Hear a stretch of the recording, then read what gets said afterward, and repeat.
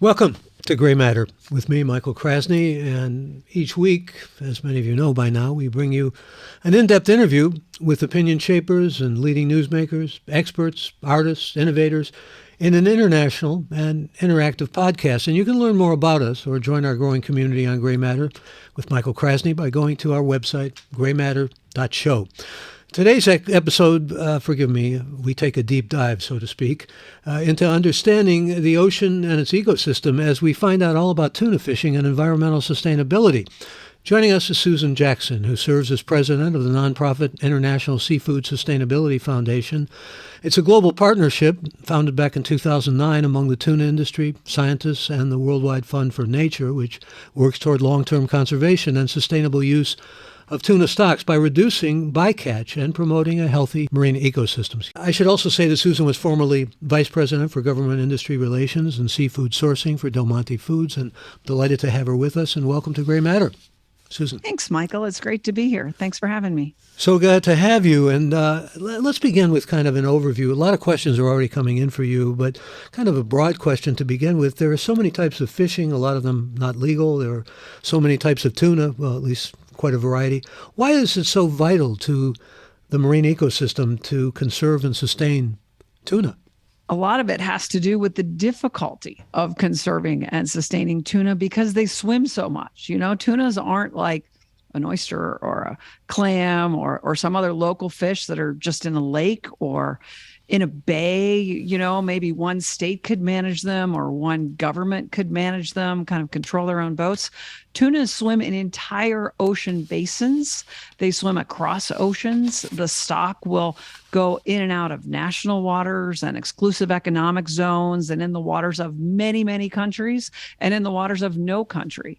So it takes very large international treaty bodies with many, many governments around the table to agree on what needs to be done to manage them. So that's the real challenge with regard to managing tuna and why we think they deserve special attention. And you have management that really goes over about 17 different geographical areas. How do you maintain the monitoring and essentially the compliance that is necessary? So there's two, with any catch of fish, right? There are two governing entities at the lowest level. There's the coastal state, in whose water is the fish being caught? And then there's the flag state. What country is the flag of that vessel? And both the coastal state and the flag state should have control over what's going on with regard to that catch. And then if it's on the high seas, that's where an organization called a regional fisheries management organization, or those very large treaty bodies, they set the rules that all the governments agree to, but still it comes down to the flag state of that vessel collecting the data, monitoring the activities of the vessel, and reporting on its compliance. And those regional fishery management organizations actually get cooperation and are able to sustain that cooperation? Yes. I mean, they cooperated enough to develop their own treaties and their own charters, and they all countries in any region that have an interest in the fishery participate. The organizations themselves have a compliance body that looks at the compliance of its member nations and imposes sanctions, obviously not as quickly or robustly as many would wish, but the organizations do exist and they are operating. It's amazing, they operate with such cooperation and are able to sustain it. But let's talk about your foundation. I mean, you're talking essentially about providing data and best practices and that sort of thing to NGOs, vessels, seafood companies, government agencies to keep the stock essentially sustainable. That's what you do, really, isn't it? That is what we do. We have three main pillars that we work in. Number one is science. You know, we fund and we do a lot of science in collaboration with industry, in collaboration with fishing vessels, research institutions, making sure that the science is as good and robust as it can be and helping it to get better.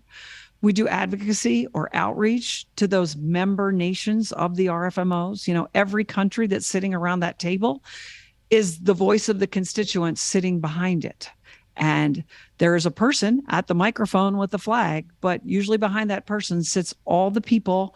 You know, you have NGOs, you'll have vessel owners, and part of why ISSF was formed was to make sure that processors, the sellers of tuna, had their voices heard and were giving that consistent cry and message out for the need to manage these stocks. And then we put our money where our mouth is. We do a lot of verification. We want to make sure that we are credibly demonstrating that the vessels and the companies are actually doing what they say that they're doing, so that our work will have credibility with the governments and the scientists that are putting out the recommendations. So talk about how you measure efficacy. I know there's a lot of electronic monitoring, that sort of thing. Yeah. So there's different kinds of efficacy, right? One is, how are the stocks themselves doing? And we work with the scientists that do the stock assessments to make sure they have the data, and we track how the health of the different stocks change over time. Right now, our most recent report is, if you look at the volume of tuna that's caught every year, 86% of it actually comes from stocks that are healthy, which is great. And you want to keep moving it up to 100, and there are some, very notorious bad cases, but you want to make sure that at least that 86% stays healthy. Then you have to look at the amount of fishing effort, because the stock doesn't stay healthy if there's too much effort fishing that stock. So that too, you measure the amount of fishing effort and you monitor that. And then you look at the data that's collected on bycatch. Are the vessels doing the best they can to not catch things other than tuna, other than what they are targeting? And if they do, are they doing the best they can to make sure that that animal is released using a method so that its chance of survivorship is as great as possible? Yeah, I've been reading about this ongoing controversy over catching lobsters and the effect on whales. I mean, let's talk about bycatch, because tuna fishing has an impact on the whole marine environment and on other species. We're talking about sharks, sea turtles, rays, manta rays and devil rays, and also seabirds, which are endangered, I think. So there's all this need to reduce bycatch. And again, how is this done? I mean, give us a picture of how you do it and the efficacy. Yep. So let's take the spectrum of bycatch, right? First of all, there's a lot of bycatch that should just be eaten, like mahi-mahi. And it often is eaten, and we want to make sure that it is. It's not food waste. It comes from stocks that are healthy. It gets landed in the coastal communities where the vessels come to port, and it provides food and protein for the folks who are there. We want to make sure that the data is captured on it. We want to make sure those stocks stay healthy as well, but you don't want to waste that type of bycatch. Then you can go clear to the other extreme. You talked about some seabirds, turtles, some types of sharks. There are definitely some animals where the incidence or the bycatch rate is very, very low, but each one is also very, very bad. So you need to make sure that the boats are doing all they can to not catch them. Fortunately, with seabirds and with turtles, with regard to tuna fishing, a lot of what needs to be done is actually known already. And it becomes a question of enforcement and a question of monitoring and making sure that the boats themselves are employing the known techniques to not catch that type of animal. There are other types of bycatch where sometimes you still need to do research to see what is the best way to either not catch it or to not handle it. We have a scientist going out on a fishing boat in a couple of weeks with the I hate to say goal of catching a manta ray, because you never want to catch a manta ray, but if you do, then they will be able to tag the manta ray, use the best known techniques, and see how they can improve upon them to increase the survivorship of catching a manta ray. Because sometimes that just happens in a school of tuna. You could have an unfortunate incident where some other animals are in there, and you want to make sure you're handling them as well as possible. Yeah, if I were inclined to catch a manta ray, I would not want to handle it. We want to catch it in some other way, to be sure. What about slings? Yeah, you use a sling to do it. The sling seems like a much more not only viable but important way to do it. What about the echo sounders you use to essentially ideal acoustics signatures? Because you got all these different tuna species, as I said earlier. Right. That is a really, really interesting and great question. And also one of the things that we and other scientists that we've been working with have been puzzling for years over. So some fish have a thing called a swim bladder, which helps regulate where it is in the water column. And, it kind of sounds different when you ping it with an eco sounder because it's, a big hole of air inside its body. And other tunas don't have a swim bladder. So it's easy to tell with and without a part. But there are two species of tuna, yellowfin and big eye, that both have swim bladders. So early on, we were able to get the acoustic signature of skipjack, and we were able to get the acoustic signature of big eye. But yellowfin proved to be challenging. And then COVID hit. So doing the experiments at sea proved to be challenging. But within the past few months, the scientists have gotten the data that they need to identify that swim bladder signature of yellowfin. And now when they publish that research, they'll be working with the buoy manufacturers so that they can train those buoys. And that means that a vessel skipper that's using an eco sounder can target particular types of tuna. Most times when fisheries have to stop or cut back, it's because of the health of the yellowfin or the big eye stock, not the health of the skipjack stock. So all of this eco sounder work was geared around making sure that boats could not catch yellowfin or big eye if that were the species of concern, but continue to catch skipjack, which is the most plentiful and reproduces the most quickly of the tuna species. We've got lots of questions for you from our community of listeners. Before I go to those questions, what do you do about illegal fishing? I mean, in terms of just normal ways of using law enforcement, are there any other means at your disposal or that you avail yourself of?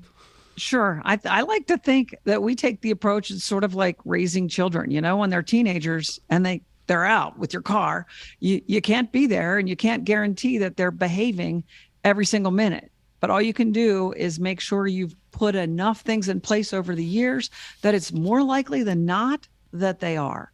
So with fishing boats, there are absolutely things that you should look for.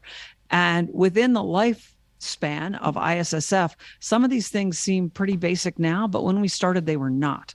The first is a unique vessel identifier, a number, like a VIN number on your car that stays with the boat for forever. So if it changes names, changes owners, changes colors, changes flags, it is still that boat, and you know that it is that boat. Those are now quite prevalent in tuna fisheries, and when we started, they are not. So that's one of the first things and more basic things. And then obviously at the other extreme, you want to make sure they're not on an IUU list. That is a vessel that has been caught and been proven to have been doing IUU fishing. And then you want to make sure that it's flagged to a flag state that is in fact reporting its data, right? To the authorities, that the scientists have access to the data, that the RFMOs have not found that flag state has been delinquent in controlling its vessels or in upholding its responsibilities in how the vessels should behave. You want to make sure that it's actually on the authorized vessel record, because each region has a list of vessels that are allowed to be there. Well, you need to make sure that the boat you're buying from is actually on that list. You need to make sure that the flag state of that boat is actually on the list of countries that's allowed to be there. You want to make sure it has some sort of an observer on board or it's participating in an observer program. So we take the approach of making sure that those steps along the way that you can verify make it much, much less likely that it's not engaging in illegal activity.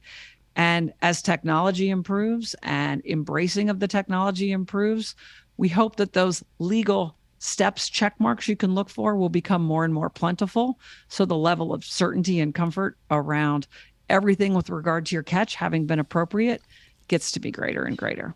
Are you at liberty to say which countries do it best or which countries don't do it as well as others? I get asked that question about the tuna RFMOs too. Which ones are good and which ones are bad? And my answer is everybody does something really, really well, and everybody has a few things they could do better. So we like to make sure that the ones who are doing things well understand that and understand what the next step is to do it the next good thing. And we want to make sure that the countries or regions that are kind of lagging behind know that too. Know that they're lagging behind, know what the steps are that they need to take, and know that those steps are in fact being taken elsewhere so that they're possible. Talking with Susan Jackson, who heads up and is essentially the leader of the International Seafood Sustainability Foundation. I'm going to go to some of our listeners who have questions, and I'm going to bring those questions to the fore here. Before I go to the first question, Keith Harrison, joining us from London in the UK, I wanted to put a little plug in here for the Seafood Watch, which actually rates about 2,000 best choices as far as consumers go, or good alternatives, or fish to avoid, and they do a splendid job. I've followed them through the years, and a lot of them are located not far from where I am here in the Bay Area. But Keith Harrison is in London, and I mention them because he wants to know what, if anything, can we do as consumers to help promote long-term sustainable fisheries? Hi, Keith, and I hope things are going well in London, one of my favorite places, and I'm going to be back there in November for some meetings, so looking forward to getting back. Well, ISSF's overarching goal is that all tuna fisheries are capable of being certified to the Marine Stewardship Council standard, also based in London. So that is the goal that we place out there for when we know that a tuna fishery has gotten to, the best it can. And then also we hope it continues to improve. So the first and easiest thing and most visible thing I would say for consumers to look for is that blue tick, as they call it, of MSC certified seafood. And then there are, as Michael said, ratings groups like as the Monterey Bay Aquarium Seafood Watch that also provide information to consumers. Part of your difficulty, I would say, potentially in using something like the Seafood Watch will be if you're at a restaurant, having a server who can answer the questions you need to have answered in order to make use of that tool. So another thing I tell consumers is you need to ask those questions, because the restaurants and the markets where you buy your fish need to know that the people who are their customers care about these things, so that then they will care about those things. So those are my two tips. Ask questions, use the Seafood Watch Guide if you can, and Marine Stewardship Council with the blue tick. Good tips, and we thank Keith for the question. Let me go to another question from Chicago. Sam Wright wants to know, what are FADs and how are they used in tuna fishing? Good question. FADs, or FADs as we call them, are called fish aggregating devices. So way back in the day, a tuna captain would find a school of fish using binoculars, usually way up on the mast, looking for birds, and then head in that direction. And often when they got there, they would see a log or a dead animal or, something that fish were collecting under. And then they'd circle their net and they'd catch a school or a set of tuna. Well, the crafty ones started putting logs out or things out and putting little radio beacons on them so they could find them. And then, as usually happens with technology, it was off to the races from there to make fads. Every skipper has what they would call, I would say, a proprietary recipe for how they like to make their fads, and they think they work best in their ocean, given the currents or the drifts where they have licenses. And it is basically a man-made equivalent of that log that sort of takes the luck and guesswork out of it, and there are beacons on it so that they can find them. But it's made fishing effective, fast.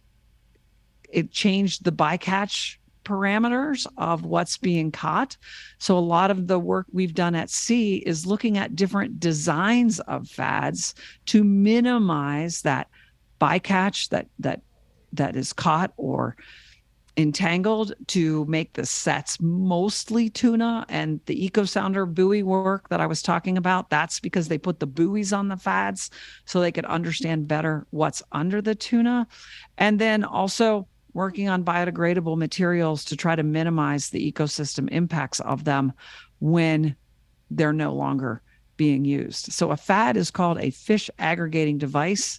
It's a high tech, but in today's tech world, it wouldn't really be a high tech thing, version of looking for logs floating in the ocean that is now become a type of fishing gear and absolutely needs to be actively managed and controlled. Are there other kinds of technology that have made their way into tuna fishing that have advanced it toward this brave new world that we live in, where unfortunately the ocean is being harvested like slash and burn agriculture often? I don't want to necessarily be too editorial here, but the technology is something you have to really keep up with, don't you? Yes, boats get bigger, boats get more efficient, boats get faster. That's definitely something that the tuna scientists look at, is trying to, because your catch statistics from years ago are no longer, you have to adjust for the efficiency of today's boats to really understand what boats are able to catch. So that's one type of technology improvement. Another type of technology improvement that actually has really been helpful is improving the freezing capacity of vessels, because if tuna gets caught, and a lot of it gets caught, and it's not frozen quickly and kept frozen, then you waste a lot of it. So there are bad parts to technology, but there are good parts to technology as well. I don't view technology as good or bad in and of itself. I think it's important that data be captured about technology, that the scientists and managers understand how things are changing because of technology, and then adjust the management and regulatory systems accordingly. Again, we're talking to Susan Jackson, and let's hear from more of you who are listening. David Anderson from Seattle says, what research have you done to increase schools of bait fish on which tuna feed? ISSF has not done any of that. The main line of baitfish work, and it still has not been a major line of our work, has been making sure that Poland line tuna fisheries that use baitfish collect and report their data on the baitfish that they use, and same with long line. So it's a data collection to the scientists, who can then make sure that there's information out there about the health of different baitfish stocks, so that fishers using those types of gear can procure or source their bait fish from stocks that are healthy. And another question coming from Juan Robles in Mexico City. What's the hardest lesson that you've learned in the history of the ISS Foundation? There were a couple. So first of all, by training, I'm a lawyer, so I understand conflict and advocacy. And then I did a lengthy stint in the corporate world, so I understood corporate competition, business competition, which is also very healthy, as long as the playing field's level. What I completely underappreciated was the extent of competition in the environmental stakeholder community. I naively at the very beginning thought that NGOs were more mission driven, and they are mission driven for sure. But there still is a lot of competition for grant money, for funders, for donors, for making sure that their solutions are, sort of the ones that are rise to the top, which sometimes can be frustrating, because when you're trying to bring industry and scientists and the environmental community together to work collectively on solutions that can be implemented, you wish it were easier to get to agreement sometimes on what the solutions are that should be implemented. Although, excuse me, I was just thinking about the fact I asked you that loaded question about what countries do it better, which you hear often, or do it worse. The Netherlands has really distinguished itself for bringing those different sectors together and actually finding some common ground. Just want They have. I mean, the United States has a lot. Europe has. Most country delegations now have on the delegation scientific experts, environmental experts, and industry experts, and I think that is very, very important. The other lesson that I just sort of learned through observation in the ISSF world is ISSF, since we have that, sort of all different types of stakeholders, I look at us like a water balloon. So, when you push on one side, something's coming out the other side. And if any one of those groups starts getting too happy, someone else is about to explode. And those explosions were hard lessons, but good lessons to learn. So you remember that we are just a water balloon. Well, that's a way of synthesizing, quite a metaphor, in fact, when I think about it. I was also thinking, when you were talking about your corporate experience, some wag said that tuna fishing is a metaphor for marketing. Do you see it? Does that make sense to you? No. Okay. It didn't make a whole lot of sense to me either. That's why I asked you.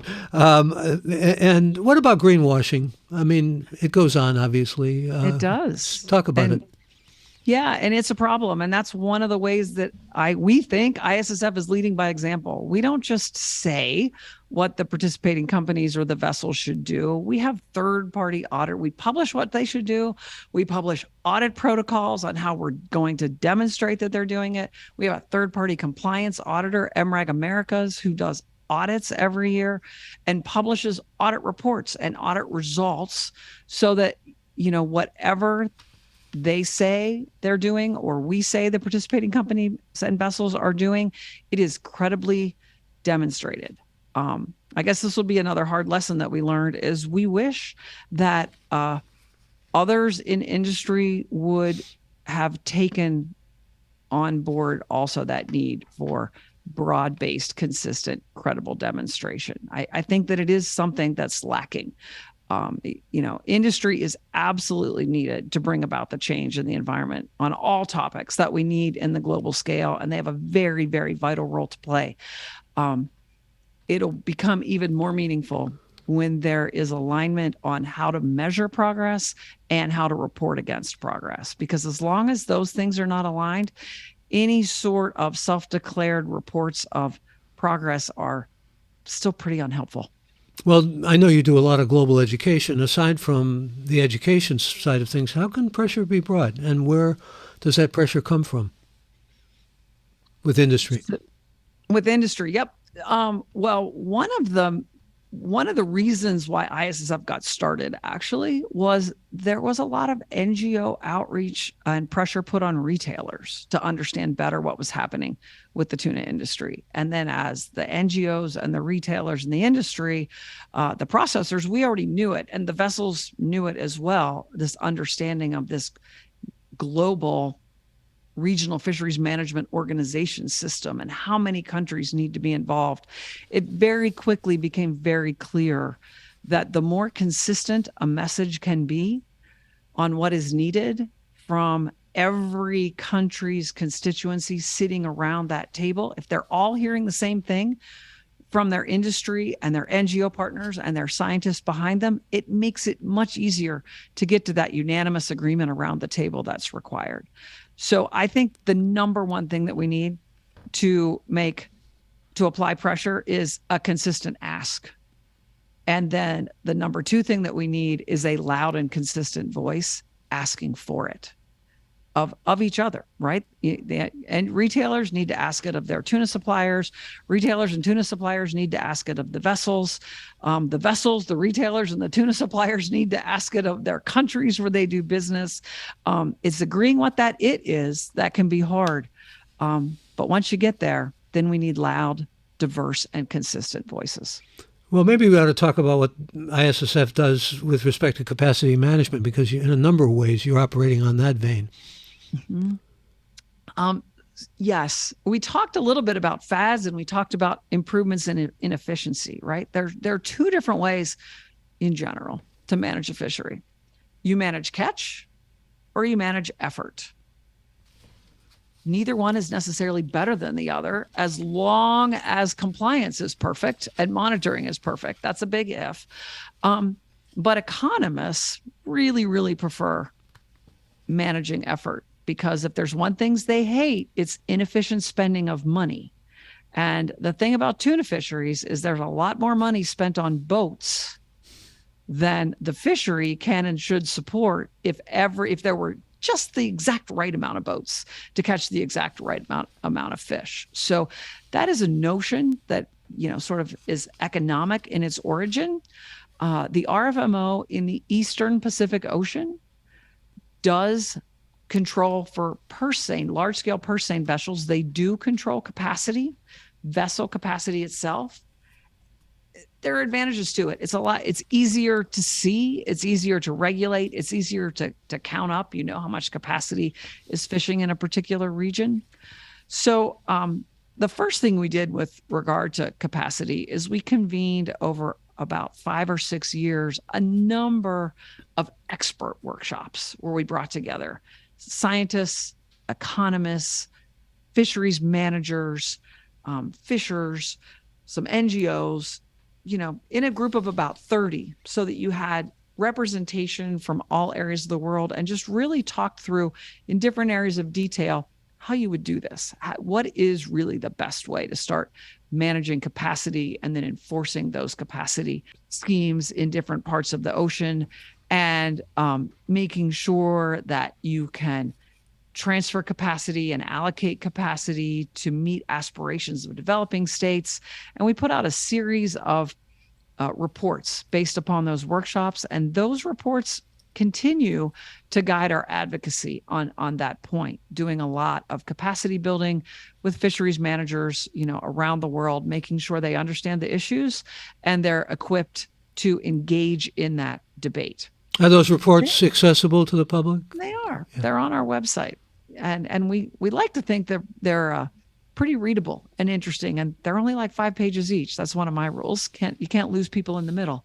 But then with regard to large scale purse seiners themselves, because there really aren't that many, about 600-700 globally, we took a measure where we look at global fishing capacity. And at this point, if you're building a new boat, you got to buy out an old one. There are still too many, somewhere around 40%, too many large-scale purse seiners in this world globally.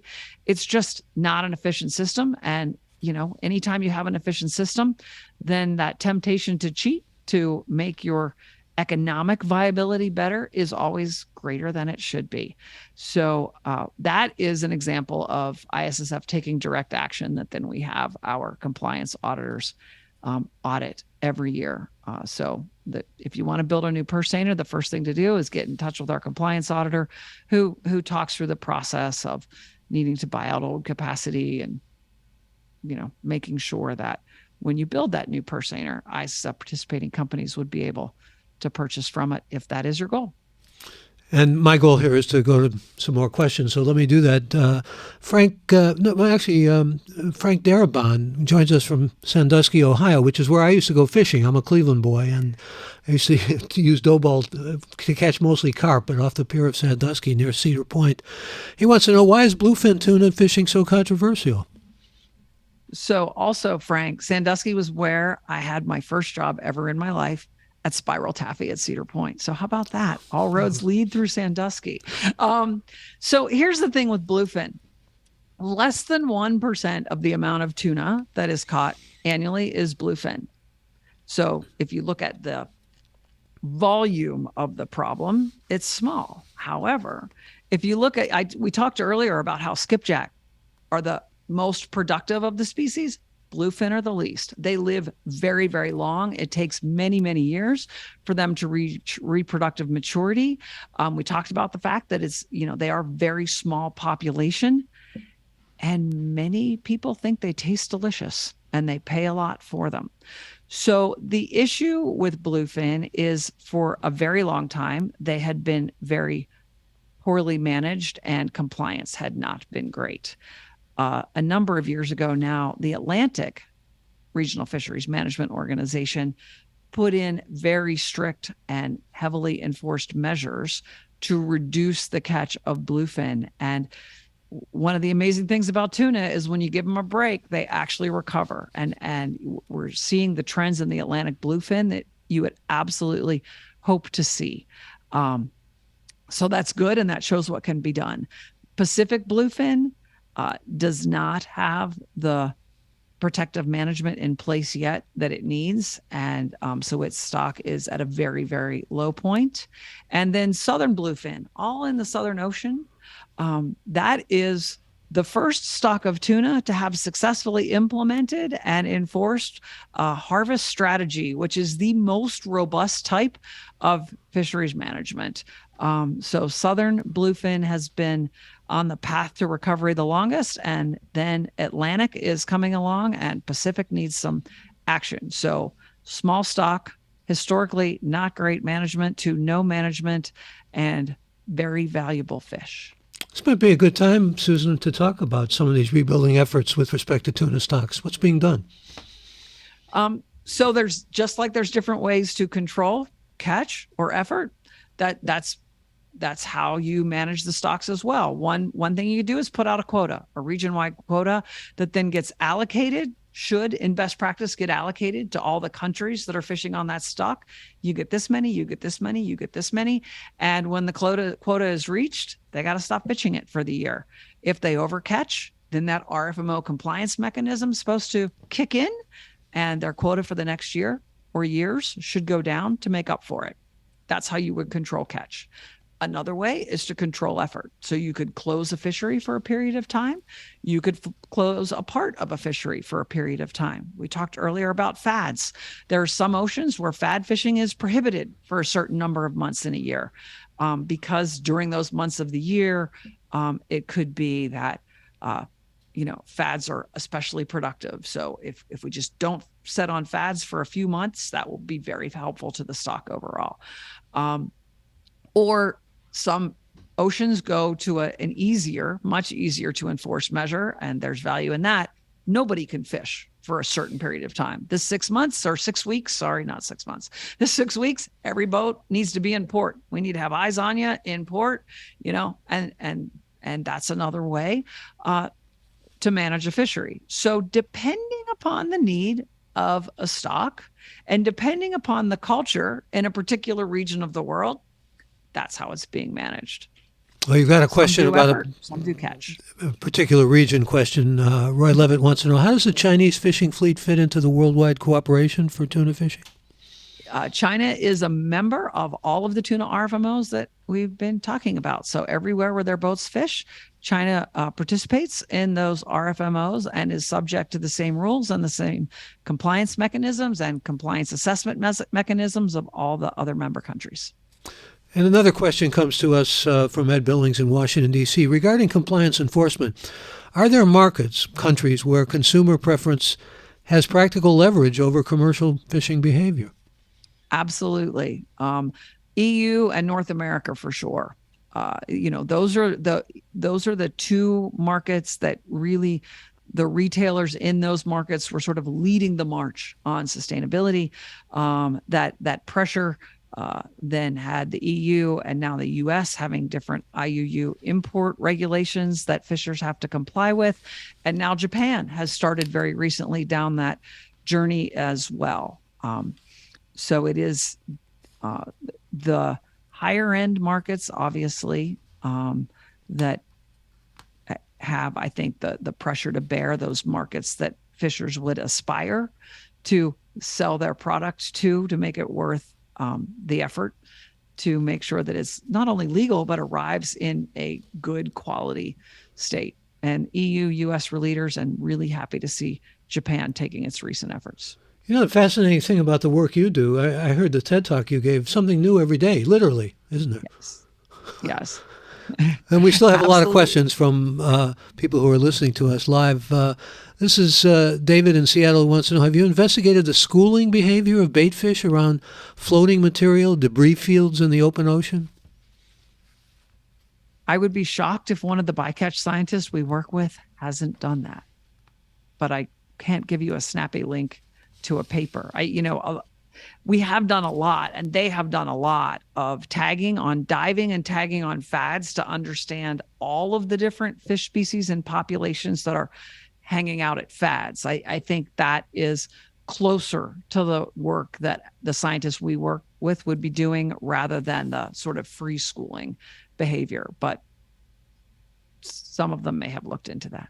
How do you select your scientists? How do you go about that process? Yep. So when ISSF first started, there was the dean, we called him, of fisheries science, James Joseph, who had been in fisheries science and, basically founded the first RFMO in the Eastern Tropical Pacific and was a leader in many of the others. And he was our first scientist. He was based in San Diego and handpicked for us our first scientific advisory committee. And they were, it was kind of the chief scientist, leading scientist in each ocean region. And then the leading bycatch people, fisheries economists, and as he put it, a couple of other just really smart scientists that are good to have in the room. And we're fortunate that many of our original scientific advisory committee are still with us. And then they have sort of helped foster that next generation. And because we closely partner with the scientific bodies of each of those regional fisheries management organizations, that's where we're looking to partner with, or who are the national scientists or RFMO scientists that are doing this work as part of the management regime in the region and then helping to bolster onto that science. These aren't necessarily what you call ichthyologists, are they? They're experts more in the fishing role that science plays in fishing, right? Correct. I mean, as opposed to identifying fish. And well, that brings up another question, though. So I mentioned ichthyologists. What about the health of tuna in some of these ecologically damaged waters? Mm-hmm. What's being done, especially in terms of prevention? Yep. I'll come back to that question. First, I have to tell you a story about our scientists. Really early on, we were very fortunate that the Rockefeller Foundation hosted one of our capacity workshops at their Bellagio, Italy facility, which is amazing. So with two of the scientific advisory committee members, we were out walking around the lake one day. And I'm like, what kind of fish is that? I don't know. And I said, hey, why do we even have you? And one of them said, well, I don't know what it is, but he could tell you how many there are. And then he said, no, I can tell you how many there should be. So that's an important thing to remember about fishery science is that, there are all different types of them and their specializations are very different. So to your question about the health, really where we are most active in that area is again on the issue of fads, because there is this question on how have the number of fads in a tuna ecosystem impacted or not the health of the tuna by helping them to aggregate, right? Do they need that exercise and hunting behavior? Are the fads sort of, serving a buffet line for them? And is that good or bad? Are they getting out of shape, or are they actually surviving better because food is more plentiful? So the work has been done around that. Verdict is yet to be determined on that one. And also now starting to see some work on plastics and the impact of plastics and microplastics. We have a few scientists that we work closely with that are starting to do some of that research. Well, I'm hoping that cellular agriculture and some of this thing that we see on the market now already, salmon that's made out of essentially vegetables, can be more ubiquitous, shall we say. I'm also interested in, I'll go to some of our listener questions, but how did you move from industry to what you're doing now? Yeah. So you mentioned earlier that I was the vice president of seafood sourcing and government relations at Del Monte, and Del Monte at the time owned the Starkist brand. I kind of came up through Starkist, starting as their lawyer. And Starkist was one of the founders of ISSF. And because bringing this disparate group of industry together, you needed to have a legal background to make sure everything was being done appropriately and you could work with the lawyers on that respect. You needed to have industry knowledge and you needed to understand how tunas were in fact managed. And part of my role at Del Monte was actually going to these RFMO meetings as Starkist's representative. So I sort of had enough knowledge to touch in every needed area, and everyone thought that it just sort of made sense for me to slide over into this role, and it's really been great. Yeah, it's been their good fortune, I think. I can't help thinking nostalgically about Charlie Tuna and that whole promotion that was built around the idea of Charlie Tuna. It even had a little controversy at the time, as you probably know. Here's a question. We all think nostalgically about Charlie. That's whenever, because, when you work in the corporate world, you get stuff. So golf shirts, pullovers, sweatshirts. And so the Jackson family has some Charlie gear, and that you wear it out, you get a comment. To this day, you'll get a comment about Charlie. Here's a question from Eric in Washington, D.C. How has higher fuel prices affected tuna fishing? Do higher costs result in fewer privateers and more state-sponsored fishing fleets? Does that help compliance? Tuna's global, and the cost of fuel isn't necessarily equal as it gets charged to the fleets globally. So, I think that's really the answer, right? Some countries make fuel available. Some countries subsidize fuel. Subsidies are a problem. Some vessels are efficient. Some aren't. When things get more expensive, the pressure on the vessels goes up, which is why monitoring and enforcement and compliance becomes more important. It's all part of the circle of what makes tuna so fun. Are there any countries, though, that are just really bad actors that don't want to get into this cooperative mode that you've created as a paradigm and as a way for really things not to get out of hand? When ISSF first began, one of the first conservation measures we had was you shouldn't buy tuna from vessels that are flagged to a country that is not a member of the RFMO where that tuna was caught, right? So if it was caught in the Indian Ocean on country X's flag, country X needs to participate in the Indian Ocean Tuna Commission. So as recently as 2009, that was necessary because there were fleets that were successfully selling their tuna that were not participating in the management regime at all. That situation has resolved itself. We're pleased to say that sort of pressure and leadership by industry has brought those countries into the RFMO membership. So as we sit here today, the countries that are catching tuna in a region and selling it commercially are participating in the management bodies. Some of these geographical areas overlap, though, don't they? They do. But as long as you're a member, as long as you're staying in the overlap area and you're a member of one of the two, you're okay. You don't have to be a member of both. What can you give us some index really of how many tons of tuna are essentially harvested? I can. Just under 5 million. Yeah. Of the major species of tuna, right? So bluefin, big eye, yellowfin, albacore, skipjack. Last year was about 4.9 million tons. And they're all different in terms of the rules that govern them in the waters, right? Well, and how they behave. Yeah. That's it. It's because of their characteristics, right? We talked about bluefin. Takes a long time to mature. They live a very long time. Then as we work down, big eye, albacore, yellowfin, and then skipjack. Skipjack only lives three to 5 years and they mature pretty quickly. One of the things I love about scientists is they're so unemotional, which sometimes means they don't quite catch what you should and shouldn't say publicly. And we were writing a blog about, how much we love skipjack because they are just such rapid reproducers and really, really a great fish for food, for protein, for the environment, for catching.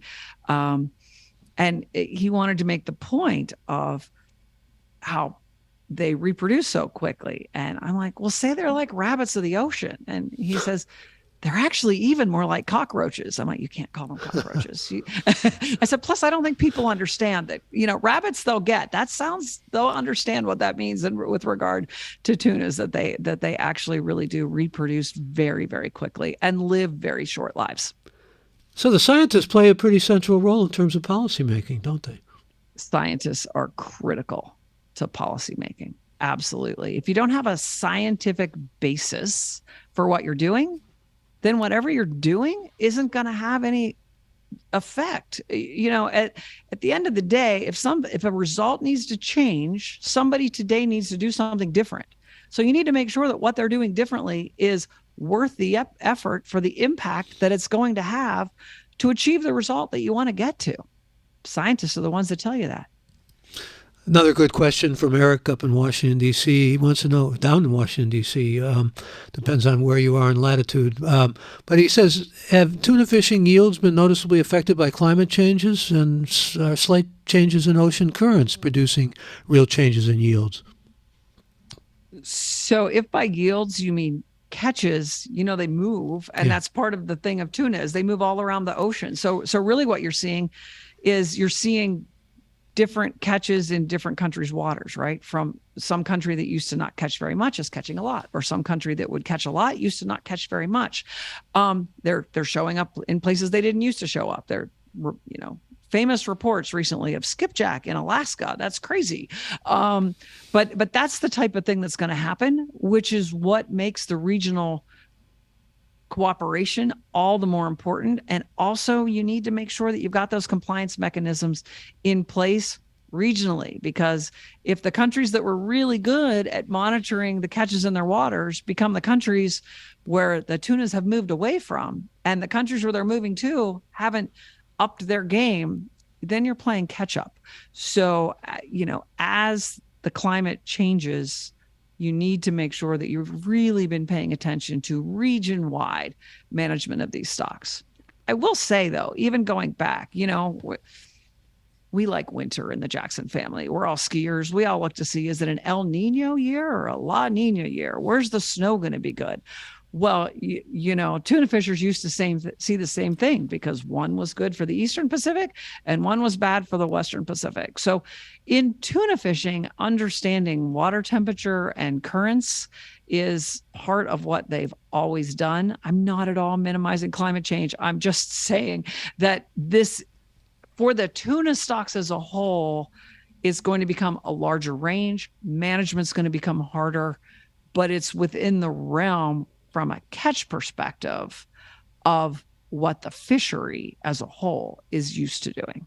Well, this may be a bit of a jump, but, when I was kidding around asking you about metaphor for marketing, you must have given some thought or maybe some musing to the idea that all this cooperation that's been fostered with tuna fishing might have some application to international relations and getting countries to cooperate with each other on, bigger questions like disarmament or whatever. I'm sure that's occurred to you, hasn't it? Boy, we sure hope so. But to bring those principles to bear somehow, there's something to learn from what you've managed to get in the way of cooperation, global cooperation. Yes. Yeah, you said you watched my TED Talk, and one of the chapters in that TED Talk was our model is bigger than our niche. And, we absolutely believe that this model and approach that we're using can and should be applied to lots of problems. And when I talked about those workshops where we brought together scholars and academics, many of them worked in other environmental agreement areas. And I talk about these regional fisheries management organizations. Yes, from the U.S., for example, there's someone from NOAA or National Marine Fisheries Service. They're scientists, but there's also always someone from the State Department. It is absolutely a diplomatic endeavor. And there's always difficulty reaching consensus, isn't there? Yep. That's why I'm so thankful we have diplomats, because they've got that in their blood, is trying to understand how to get there. I'm going to get to some more questions. Actually, it's a question from Juan again in Mexico City. He wants to know if any of your experiences with ISS could be applied to other fields. I was raising that in the global perspective of maybe using diplomacy that you've learned, but other fields come to mind in addition to international relations? Sure. I think any environmental field, right? There's lots of calls for companies right now to be disclosing their impact on the environment, be it water use or carbon footprint or greenhouse gas emissions or how you're sourcing your electricity. And the fundamental premise of what we do is, A, what does the science say you should be doing?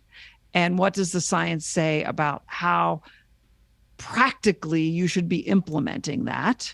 And then how are you credibly demonstrating it? Those are the three things, right? What to do, how to do it so it's effective, and then how to be clear and credible in demonstrating that you're doing it. No matter what you're being asked to demonstrate, that you don't harm rainforests in your product or your carbon emissions, whatever. There's a lot of things. If you keep those three principles in mind, I think you're going to be successful. We'll get back to, we mentioned sea turtles before, and Keith again in London is asking about reducing the impact of accidental capture of other marine species like sea turtles. I mean, which you're doing. I mean, you're succeeding in doing, yeah? Yeah, let's talk. We've talked a lot about fish aggregating devices. We work a lot on fish aggregating devices. Let's talk about them and sea turtles, right? One of the first things that was known about them is, because the top floats, and so it's sunny and warm, and turtles would like to get up there and hang out. Well, sometimes they'd get stuck because what would happen is the fishers would use old fishing nets and just wrap that top up. And so one of the very first things we did is outreach to the fleets to teach them, don't put old nets there. Make sure you're using canvas, something that's flat, so that if a turtle climbs up on there, it can get off. So there are often very common sense practical solutions for issues like that. One of the other things that we're doing with turtles is the scientists have determined that for sea turtles, the best impact per dollar spent for the health of the sea turtle populations is nesting beach protection. Absolutely, the number one thing to do is protect those nesting beaches. So the ISSF participating companies, there are 4 of them: Bumblebee, Starkist, Thai Union, and Trimarine, that sell longline caught albacore, pay a tax on the amount of longline caught albacore that they sell to ISSF. That then we have turtle scientists who advise us on turtle nesting beach habitat protection projects that are being done locally around the world, and we give that money out to them to protect the nesting beaches. So they're, it's really kind of a cool program, and the scientists love it because it really, really has a meaningful impact on the turtle population. So that's just another example of let the scientists, what's the problem you're trying to confront? Let the scientists tell you the most effective way to confront it, so that you're deploying your resources as effectively as possible to have the impact. In this case, help the population of sea turtles. So where does the impact or the work of the scientists or your work come into what I mentioned earlier, seabirds endangered, getting hooked by tuna fishing hooks? A number of years ago, WWF used to sponsor this competition called the Smart Gear competition, where fishers would put in their ideas, things that they invented to minimize bycatch. And ISSF one year sponsored a tuna prize. And the tuna prize was a long line that was to mitigate the bycatch of seabird. And it was a double weighted line. So you had 2 different weights so that it would sink fast before the birds could dive down. So we've been doing and facilitating some research there. But the real issue is really making sure the boats do what they've already been told to do. That's the most frustrating thing with seabirds.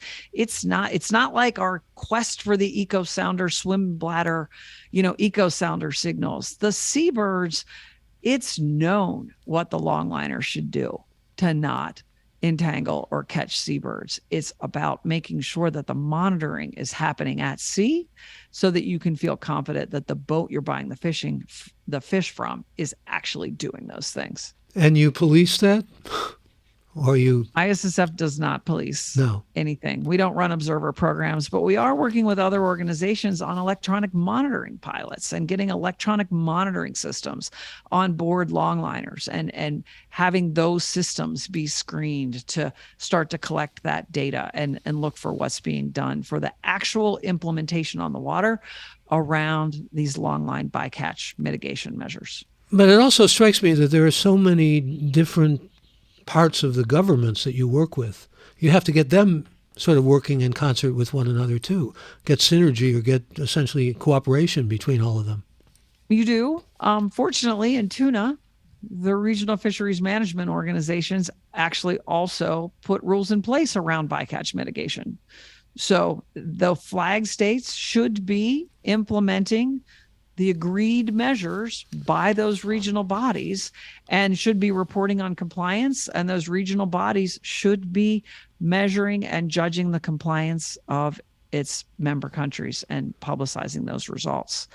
Still work to do to make that more effective and more transparent, but they are in fact cooperating on that, which is really, really an important step. Well, as I said earlier, I think that they're lucky to have you out there working on this. Susan Jackson, again, president of the nonprofit International Seafood Sustainability Foundation. You've educated us. You've enlightened us here, and I really appreciate it. I'm grateful for your time and grateful for your leadership in your organization, which has really made a difference. Thank you. Well, thank you, and thank you for having me. This episode of Gray Matter now comes to a close. I remind you can always learn more about Gray Matter with Michael Krasny by going to graymatter.show, and more episodes up ahead. Thank you for being with us. Bandwidth for Gray Matter is provided by CacheFly at CACHEFLY.com.